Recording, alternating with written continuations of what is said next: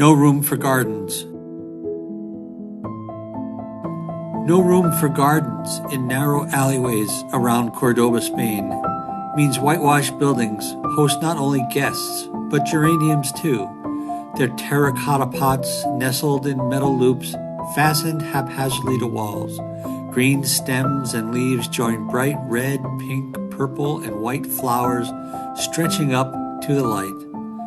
Follow cobbled paths to the square, to old Mesquita, now cathedral, rising high at alley's end in between the blooming buildings.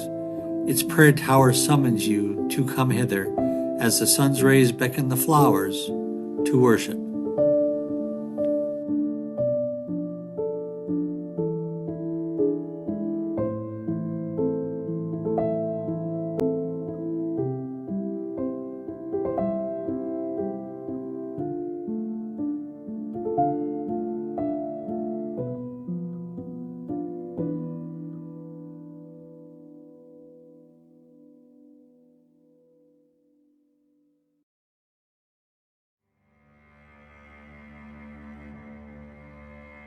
Imagining no trespassing. Something there is that doesn't love a road would display its history in high relief, the deep wheel ruts of coming and going pressed into memory that bleeds cold water, that effaces the lines of truth with time, as dull light glints off a snow-covered rooftop and winks at me at the foot of your drive, wondering if my boots could stand the mud. Sure you would have me were I to come now.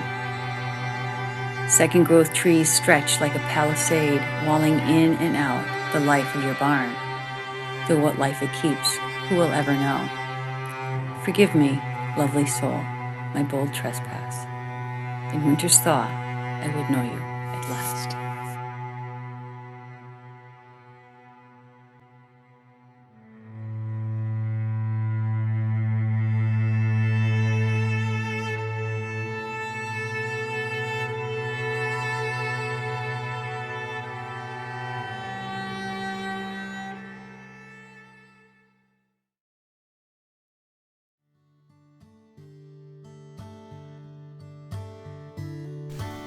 Journey. I awaken on a tabletop quilt, a diminutive version of myself, wander through the geometric landscape before me, straight brown roads, orderly fields of oats, barley, pale cornflowers, a russet arrow-tiled foyer leading to wedge-shaped rooms. My feet are directed to a central square where I face the light streaming in through 4 enormous transparencies. Photons imbue me with visions, possibilities. Time passes. Finally, curiosity outpaces fear. Straight ahead then, through the portal, onto a sandy beach flowing with veins of white-blue snow. I wander without a plan, tracing circles and wavy paths of my own making. I watch the undisciplined sea embrace the shore in 100 different ways.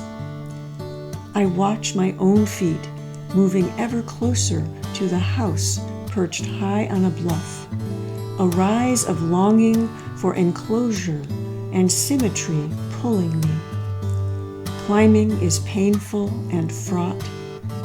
At last I reach the house and peer inside a window at the familiar safety of square rooms, the comfort of quilt-topped tables.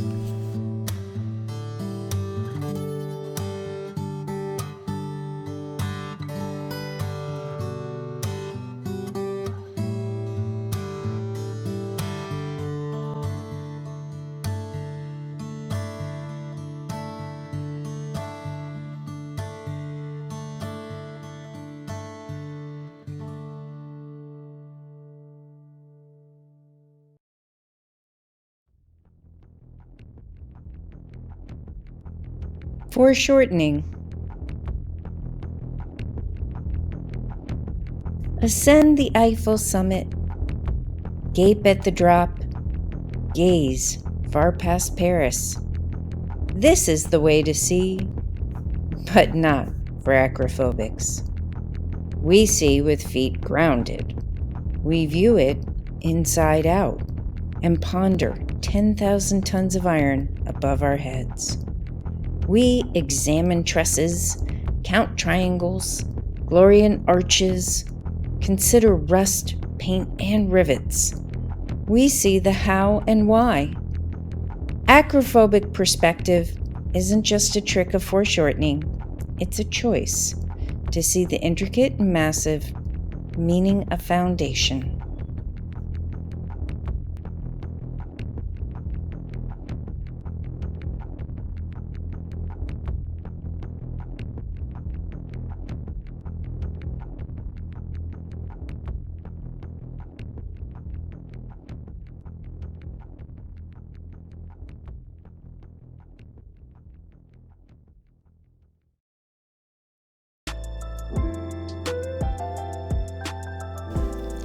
Look upward. The alley beckons, cool and blue, shutters in various poses, letting in the light or denying it. Eyes are drawn upward to a pair of juxtaposed balconies, a doorway flanked by Aegean blue shutters, dainty lacework hanging at the panes. Higher still, a small double-hung window, frothy with lace like a hovering angel. This hidden chapel, wrapped in the holy hue of the Madonna, and she in her secret room, weaving prayers of beauty in the morning light.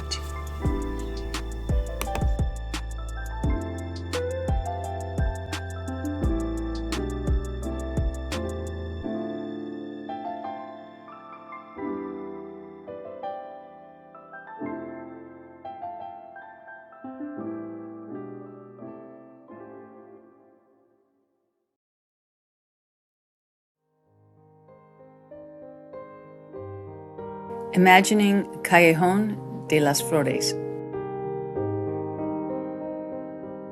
A narrow passage clean with bright white light in cobbles dew damp in morning's cool shadow lead the eye upward to a cathedral pointing the gaze up to celestial blue skies, a summer morning promise of joy, drunk deep by potted plants held fast to walls to cool the air with their breathing, their shade.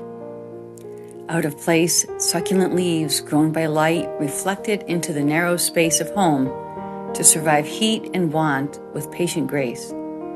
This humble jungle of domestic plants feeds the soul with wild earth's greening promise, while the cathedral's eyes lower their gaze, witness to life's renewal from summer's blaze.